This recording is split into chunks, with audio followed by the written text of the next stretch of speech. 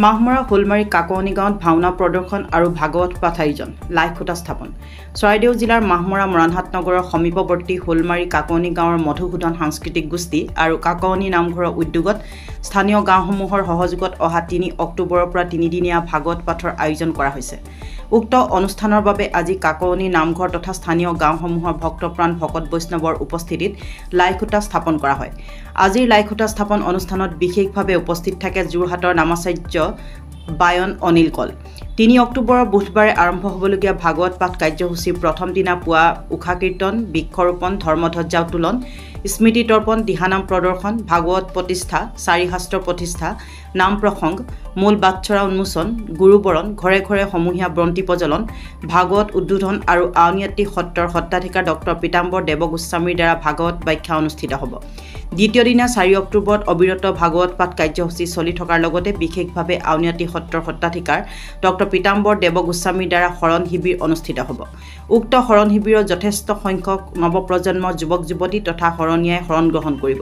তৃতীয় দিনা ৫ অক্টোবৰৰ শনিবাৰে পুৱা ৯ বজাত ভাগৱত সামৰণি, নাম প্ৰসংগ, প্ৰসাদ বিতৰণ আৰু বেদী বিসৰ্জন, নিমন্ত্ৰিত অতিথি কাকনি সমাজৰ সমূহ বিয়া দিয়া জী জোৱাইসকলক বিশেষভাৱে অভ্যৰ্থনা অনুষ্ঠান, ভকত বিদায় আৰু বন্তি প্ৰজ্বলন, নাম প্ৰসংগ, সম্বৰ্ধনা অনুষ্ঠান আৰু সত্ৰীয়া নৃত্য প্ৰদৰ্শনৰ পিছতে মধুসূদন সাংস্কৃতিক গোষ্ঠীৰ দ্বাৰা মৎস্য অৱতাৰ, চাৰিবেদ উদ্ধাৰ নামৰ ভাওনা প্ৰদৰ্শনেৰে অনুষ্ঠান অন্ত পৰিব।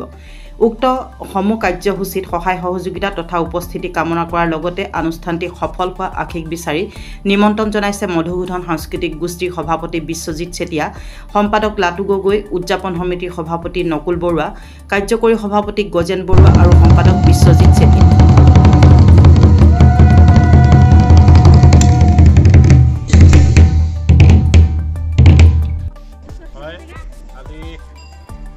হোলমাৰী কাকনি চুবুৰীত আগন্তুক 16, 17, 18 আহিন আৰু ইংৰাজী 3, 4, 5 অক্টোবৰ তাৰিখত 3দিনীয়া যি বৰ্ণাঢ্য কাৰ্যসূচীৰে ভাগৱত পাঠ আৰু ব্যাখ্যা অনুষ্ঠানৰ লগতে এভাগী ভাওনা প্ৰদৰ্শন কৰিবলৈ লোৱা হৈছে আৰু তাৰ প্ৰতি লক্ষ্য ৰাখি আজি সকলোটো ৰাইজ, ভকত বৈষ্ণৱবৃন্দ, আইসকল আৰু ওচৰ চুবুৰীয়া গাঁৱৰ সমূহ ৰাইজ লগ লাগি আমি আজি পবিত্ৰ অনুষ্ঠানটি লাইখুটা স্থাপন কৰা হ'ল আৰু আমি আশা ৰাখিছোঁ এই মাধ্যমৰ যোগেদি আমাৰ এই অনুষ্ঠানত উপস্থিত থাকিব আউনীআটী সত্ৰৰ সদাৰ সত্ৰাধিকাৰ পীতাম্বৰ দেৱগোস্বামী ডাঙৰীয়া।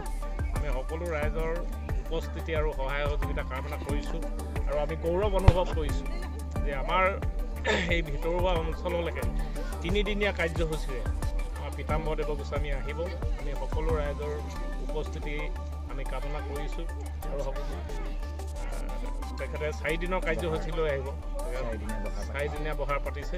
আমি সকলো ৰাইজৰ আৰু শৰণৰ ব্যৱস্থা কৰা হৈছে। আমাৰ উঠি অহা প্ৰজন্ম যিবিলাক আমাৰ কণ কণ শিশুসকলৰ তেখেতলোকে আউনীআটী সত্ৰৰ সত্ৰাধিকাৰ প্ৰভুৰ ওচৰত শৰণ ল'ব আৰু আমি সকলো ৰাইজৰ, আমাৰ মৰাণ অঞ্চলৰ সকলো ৰাইজকে আমি যাতে এই অনুষ্ঠানটোত দেখা পাওঁ, যাতে এই অনুষ্ঠানটো কৰাৰ ক্ষেত্ৰত ৰাইজৰ উপস্থিতি আমাক অধিক উৎসাহিত কৰি তোলে, তাৰ প্ৰতি আমি কামনা কৰিছোঁ।